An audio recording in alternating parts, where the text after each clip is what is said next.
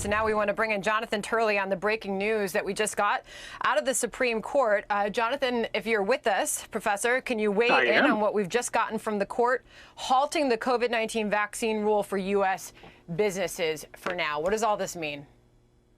Well, this is what some of us predicted after the oral argument. I was struck by the different tone and substance of the questions being raised by the conservatives between the two cases. On the health facility cases, the justices acknowledged that there was a closer nexus there and did not as seriously push back on the larger mandate.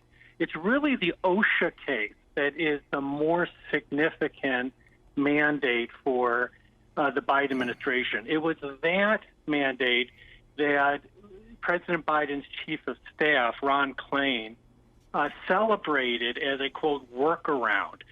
The White House could not get a mandate from Congress. They initially said that they thought they might have authority for the president to order a mandate, and then they acknowledged they did not. And then Klain retweeted that we found a workaround. We'll have OSHA do it. And this could affect up to 100 million workers. The Supreme Court justices continually asked for the authority that was being used here, and they referenced Ron Klain's statement.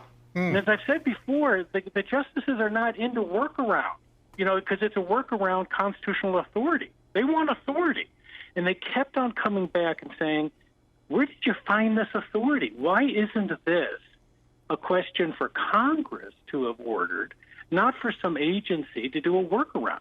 Yeah, not surprisingly, Jonathan, Justice Breyer, Sotomayor, and Kagan, who all dissented, did not agree with your learned assessment of things, writing in their defense, in their dissent, rather. Today, we are not wise. In the face of a still raging pandemic, this court tells the agency charged with protecting worker safety that it may not do so in all the workplaces needed. They clearly thought it was within the purview of the Supreme Court and the courts to rule on this.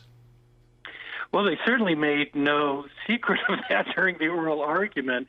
What I think they're going to get some pushback on is that all three justices made statements about the pandemic that were heavily criticized in terms of their factual understanding of where we are in terms of cases and the virus.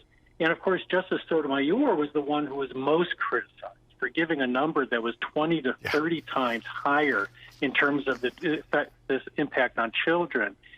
And so I think that really did undermine them a bit. But I also have to say, in fairness to them, these are three justices that have always been highly deferential to agencies. They're big supporters of a thing called the Chevron doctrine.